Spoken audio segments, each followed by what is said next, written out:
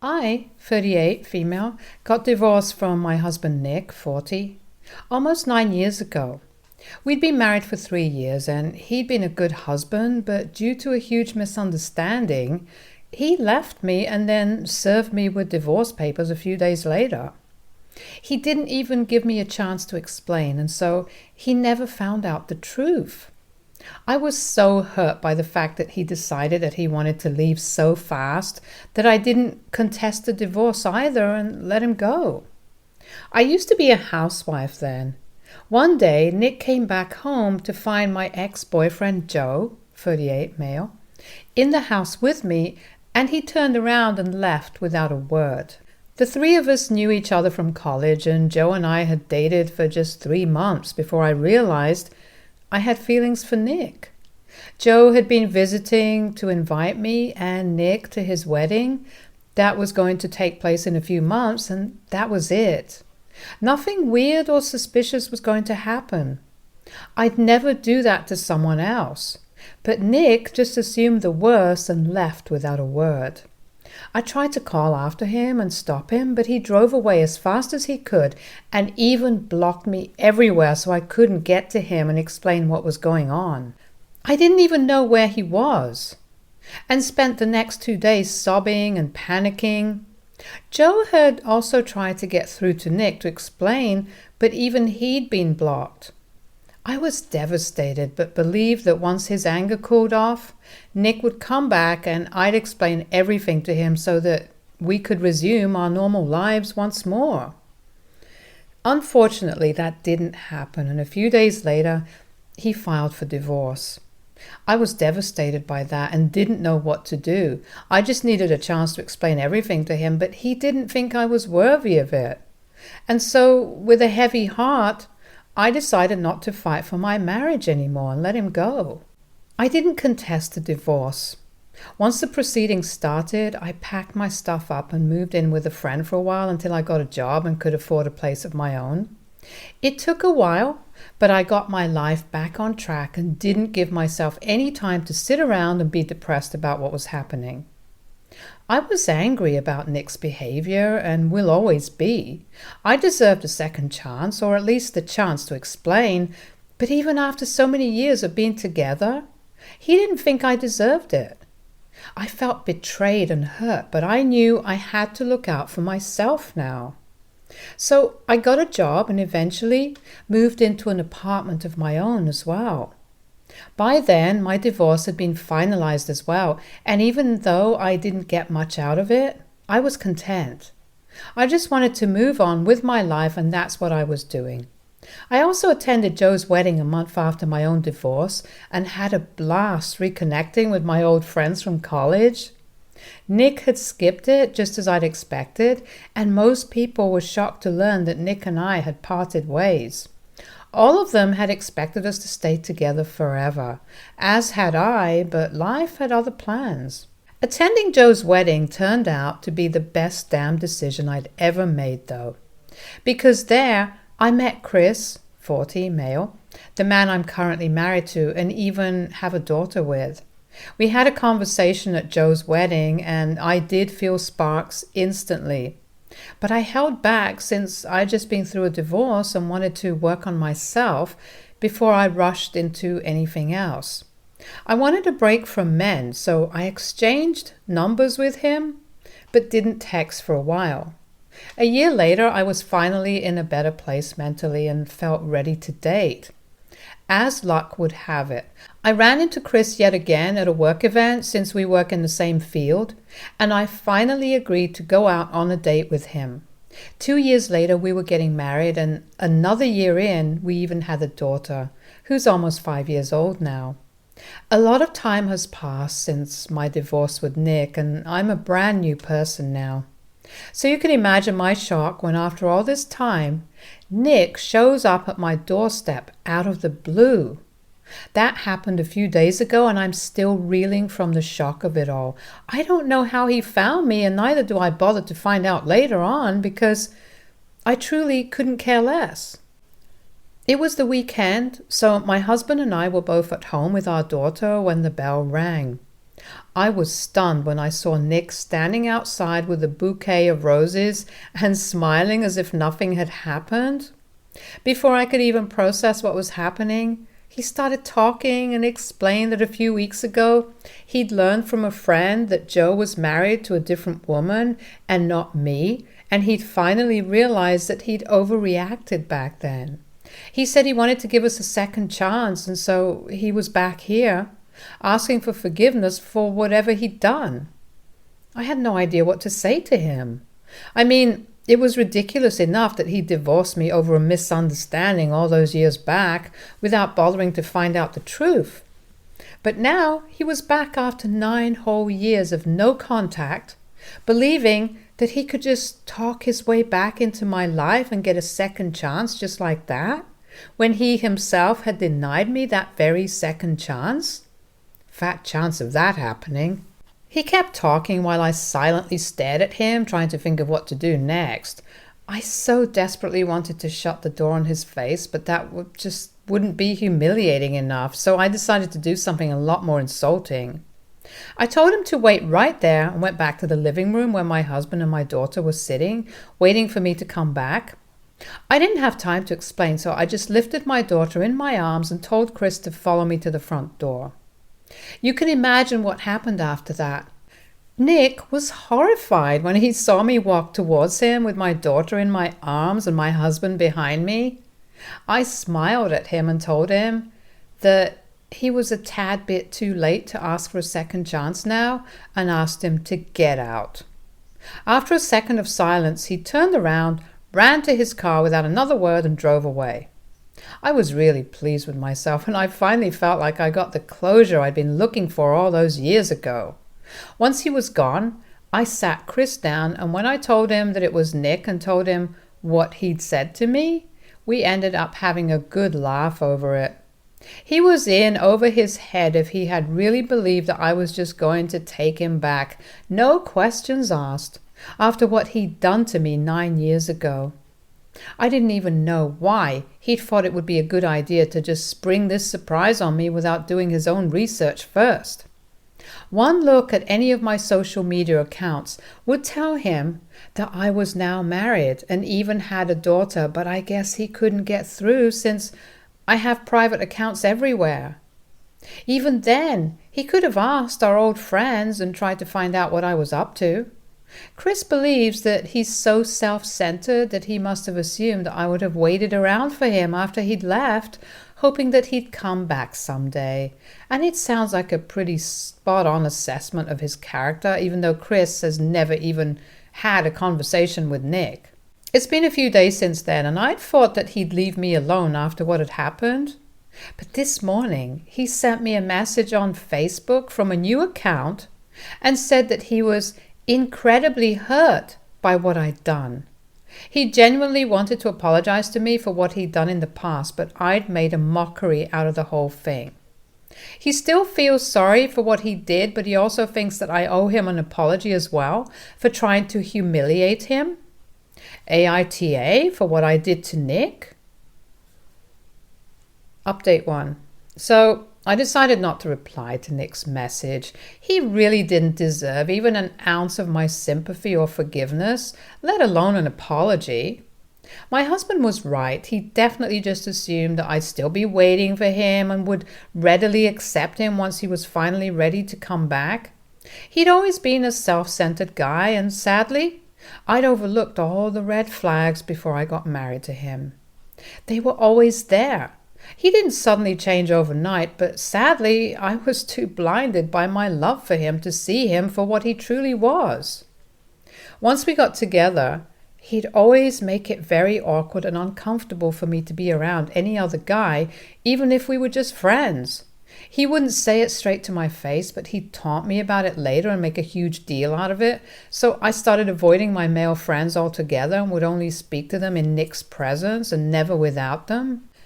He also told me to quit my job and be a housewife because his job required him to spend long hours at the office, so he wanted our house to be for him when he came back. And he said that he didn't trust anyone else to make sure of that other than me.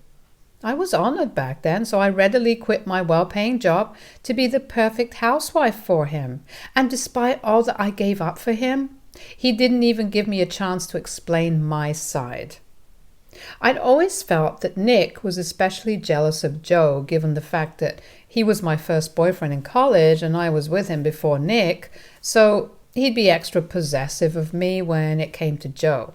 He never had a reason to, though, since I was always loyal to him and would never even imagine cheating on anyone, but he clearly didn't think that highly of me. After our divorce, I was really torn up, and it took me a long time to pull myself together and give love a second chance. A lot of you guys have been saying that I jumped from one relationship into another, and maybe it's true, I don't know. I can't exactly deny it, because getting into a relationship just a year after a divorce might be too quick for some people, but I'm glad that I did it. I took that leap of faith, and that's why I have the best husband and a beautiful daughter today. So I'd say that I'm pretty content with how my life has turned out. I'm not going to apologize to Nick, but I guess I do owe him a thanks at the very least, since if he hadn't left me, then I might still have been stuck in an unhappy marriage. Update 2. Okay, so I found out a couple more things about Nick. Apparently, the reason he hadn't known anything about my life was because he deleted all his social media, and for the past few years he'd been living in Seoul for work, so he'd lost touch with his old friends from college as well. He'd moved back just a month ago and had got in touch with a friend of his who wasn't really close with me, so he didn't know about my marriage, but he did know about Joe's, which is all that he told Nick, and that's how he landed up on my doorstep. It's still bizarre that he chose to approach me even after almost a decade of not being in touch, but whatever. I'm over it now. He hasn't texted me after I ignored his message, and I don't think he will either. I also told Joe about what had happened, and even he was shocked at the audacity that he had, showing up without any warning and expecting me to just take him back.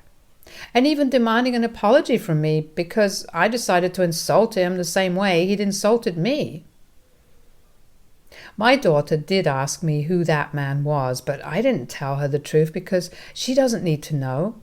I told her he just had the wrong address, and that seemed to pacify her, so she didn't ask about it further. I don't think I'm ever going to tell her unless she somehow finds out on her own, which feels really unlikely. Update 3. Nick texted me again after almost a week of no contact.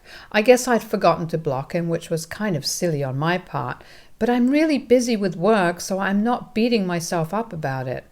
Coming to the text, he said that he still has a lot of things that he wants to talk about and wants to meet me. He also said that he doesn't mind that I have a husband and a daughter and would still like to give our relationship another shot because he knows that that's what I want as well, deep down. He's insinuating that I'd be down to cheat on my husband with him, basically, which is just so ironic because isn't that exactly what he left me for 9 years back? I was speechless when I saw that text because it was so disgusting. I couldn't believe that he even had the audacity to send that text to me and thought that I'd entertain it in any way. I warned him to leave me alone and then blocked his number because I sure as hell don't need this man back in my life. It's disgusting, the way he can't see behind himself. I don't understand why he still believes that I have any feelings for him at all, apart from hatred, because I think I made it very clear when he came to visit me that I didn't care for him anymore and my family is all that matters to me now. He should have just taken the hint and left me alone instead of showing me how low he can go and what a creep he is. Ugh, it's making me feel so icky to even speak about this. At least now he's blocked, and whatever disgusting message he decides to send me next, I won't have to see it. I'm trying to erase the memory of the first one from my head as well. To be honest, it's just gross. Update 4. It's pretty ridiculous how some of you guys are accusing me of still being into Nick. No, I'm not into him, but I do hate him, which I think is pretty freaking natural since I was literally married to this guy before he abandoned me. And of course, I told Chris about that text. I'm not a cheater and never have been, so I definitely would share something like that with my husband. It goes without saying that I love him more than anything in the world, and I wouldn't do any such thing that would put my marriage in danger. The only reason I'd even open the door to Nick in the first place is that I have a bad habit of not checking who's out there when especially my husband's home, and I'm working on it. But that being said, I would never knowingly let Nick back into my life. I don't want him back in my life either, so it's sickening that people are accusing me of doing that. I hope this clears things up. Update 5. So Nick dropped by again, and I didn't open the door, this time without checking who it was first, luckily. My daughter was out with my husband to meet his parents, and I was supposed to accompany them, but I got caught up with work. When I realized it was Nick standing out there, I told him through the door that he needed to leave and that he wasn't welcome here anymore.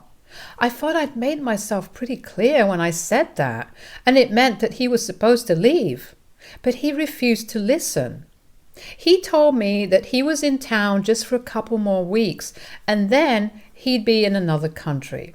I was confused as to why he was telling me this, since I didn't really care. But then he said that this would be convenient for us. He said that I didn't need to fight it anymore and that we could finally get together now. I couldn't believe that he was standing right outside my house and asking me to cheat on my husband.